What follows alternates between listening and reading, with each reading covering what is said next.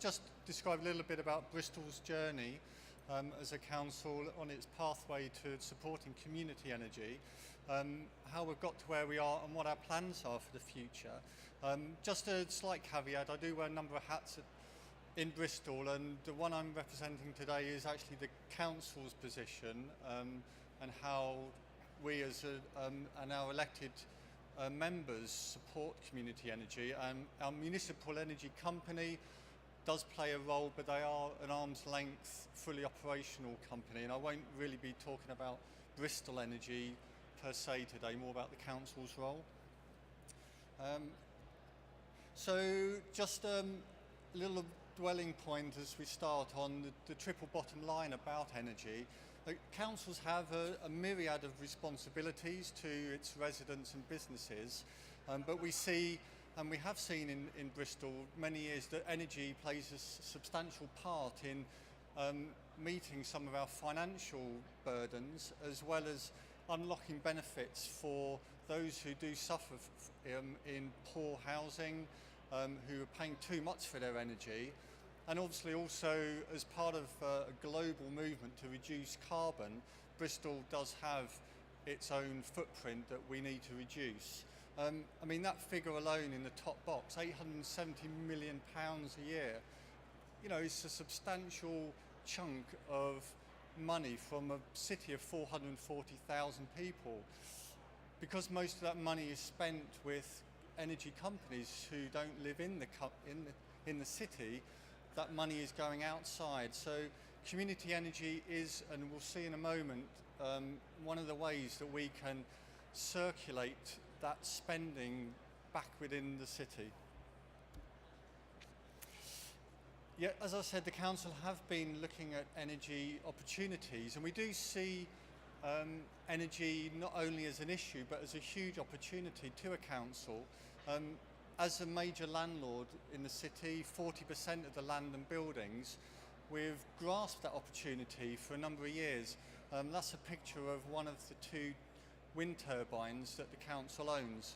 So we have 5 megawatts of wind in our portfolio, as well as a solar farm, 100 solar rooftops at the last count, biomass boilers, district heating. So, you know, we've learned a lot on this journey, but crucially our elected members, our senior leaders in the council have also grasped that opportunity, and successive administrations have maintained a commitment to energy objectives.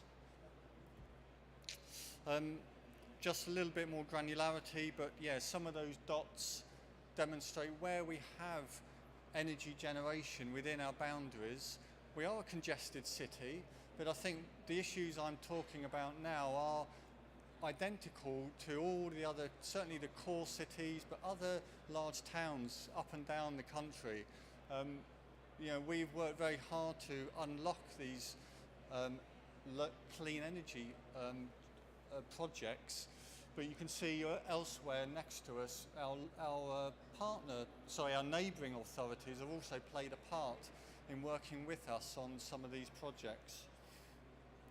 So on the right hand side, you'll just see some of the things that we're now working towards.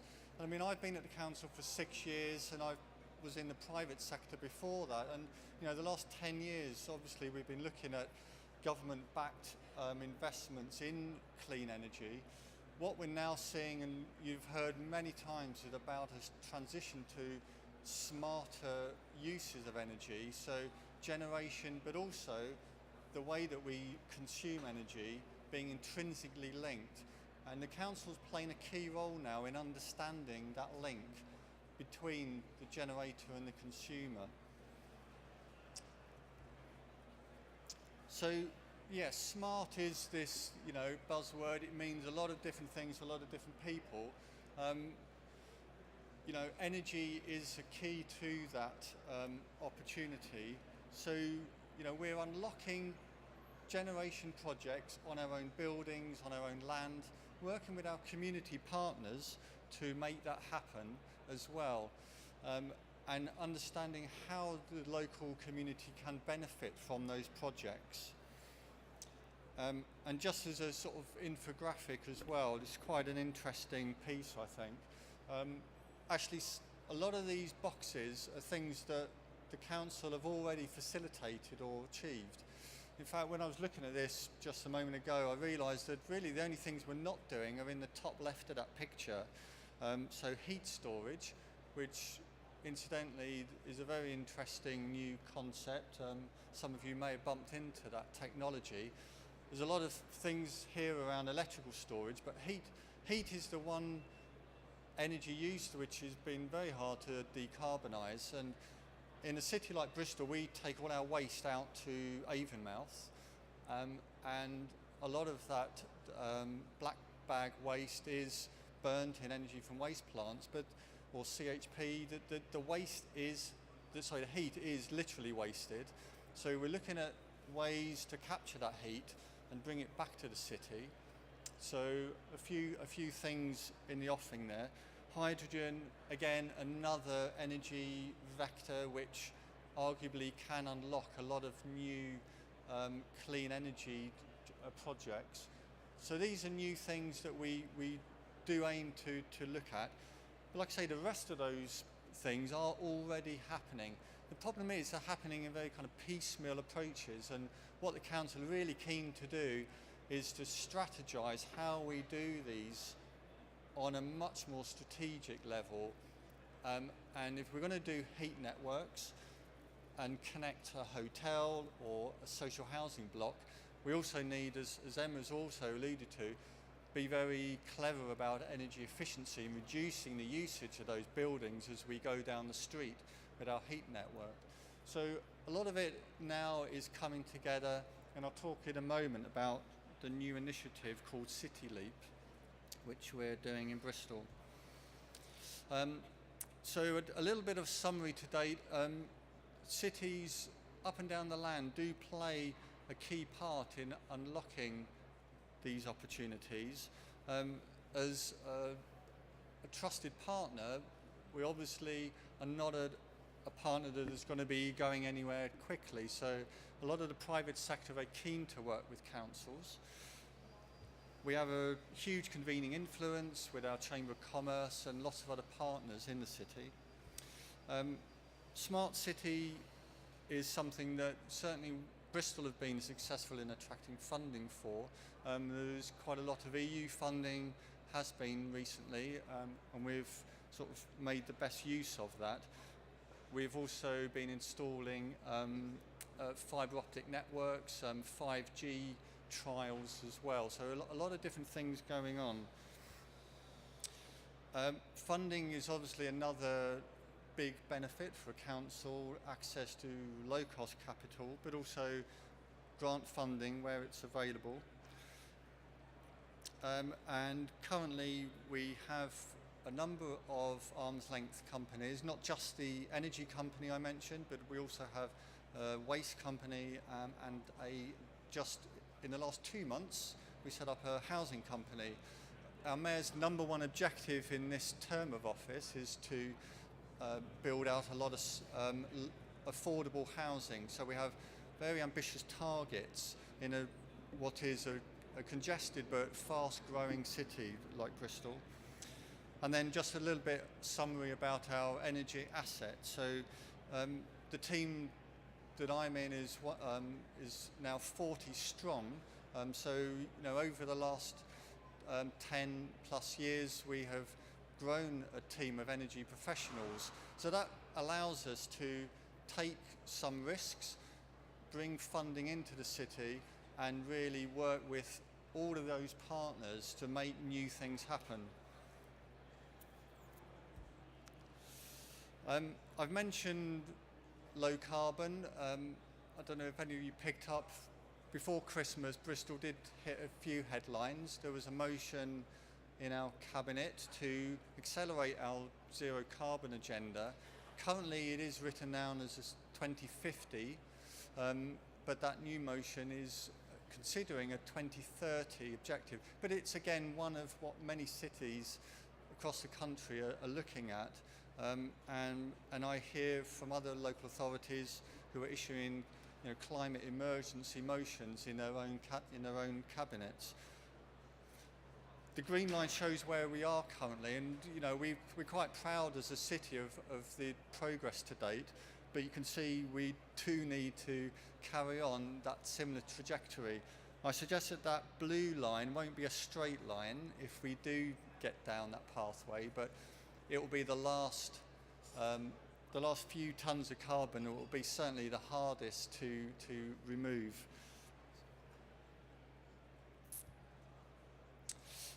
I've mentioned partnership working. It's absolutely critical. A council cannot do this work on its own.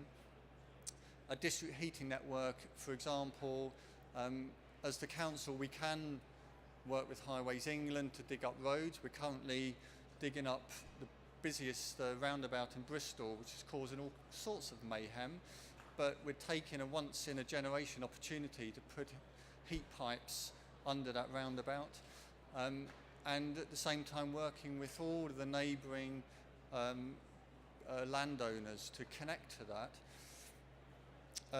And as it says there, we have quite a special ecosystem. I don't think unique's the right word, actually. I should sort of say, because there's a number of other cities doing a lot of fantastic things, but it does require a track record in expertise. As Emma already said, there's community groups who now have full-time employees, which is, testament to years of free time that they have given. And so we in the council work closely with our community groups who they come in, they talk to us about new ideas that they have, and there's a very sort of free-flowing exchange of ideas that goes on continuously. And just to summarise that, really, I mean, the two boxes here. When I talk to community groups who live really quite a hand-to-mouth existence, if they operate a community centre, they struggle with meeting energy bills, to bringing in groups who may use the community centre to pay for the services. And one thing that the council can do is let that building on a peppercorn rent for 30 years on this community asset transfer. It's the single most important thing that a council can do. So there's a number of people in the council, myself included, who will make approaches to our property teams, tell them about an opportunity for a CAT, and an approval is eventually made, and that unlocks 30 years of community action in that building. So yeah, some great examples of that happening. Local planning is key. I ought to make special mention of that. So every 2 or 3 years, the local development plans are refreshed, and currently we're in a consultation phase. Community groups have come to us and said, we want wind turbines in our area. How can we make that happen? So we've sat down with the strategic planners in the council and worked together to form these designated areas, which, as some of you may know, are a requirement from DCLG if you do want to build out any new wind turbines, and set up a community forum that will bring, local weight behind those plans. So you can see that it needs the community, it needs the council, and you can't work, both sides of the street independently. From the council's perspective, I find it very encouraging when community groups go out, they work in their neighbourhoods, they knock on doors, and they really bring residents to a project. Council may have got some EU funding to do something good, but that project won't happen unless there is genuine innovation and engagement at a street-by-street basis. And that's what the community groups do for us. Just briefly touching on money, we were fortuitous to get some funding from the government 2 or 3 years ago. We've spent that 450,000 now. That is complete, but it opened up a lot of projects. Over 50s women wanting to switch energy, just a small example, a play bus with solar panels instead of a diesel generator, a new education centre in a primary school. So a little bit of money can go an awful long way in the community sector. So just last part of my presentation, I want to talk about what City Leap is. Some of you may have heard that in a Bristol context. So really it's taking all of what we've just talked about, all of those years of trying new things, working with partners, and taking that really to the next level. We need to accelerate what we do. Business as usual won't get us to that zero carbon position. So we've identified around £1 billion worth of projects over the next 10 years. And they're not random numbers either. A lot of those have feasibility studies already attached to them. We think they are viable, and obviously, as we see in last winter, gas prices going up again, the viability for clean energy just keeps getting better and better. And we want to attract investors to the city. The council doesn't have £1 billion in its back pocket, but we do think that there are partners who'd want to work with a city to unlock.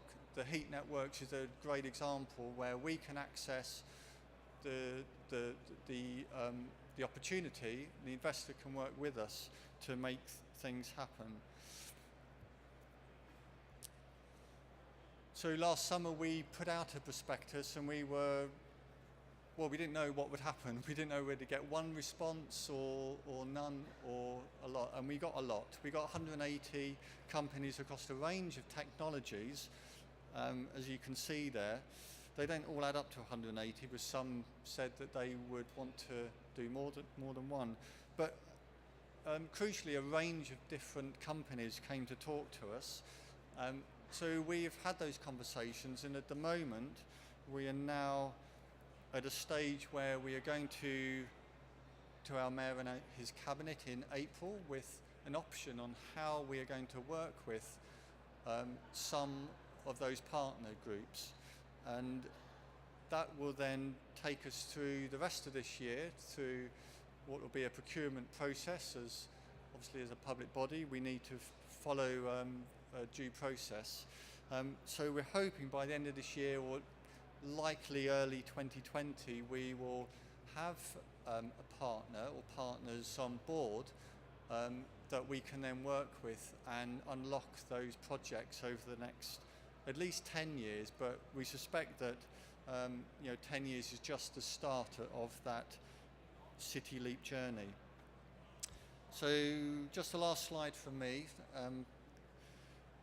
We do need to move and accelerate a smart, local, decentralised energy system, and as I've said, it presents huge opportunities for all of the partners involved.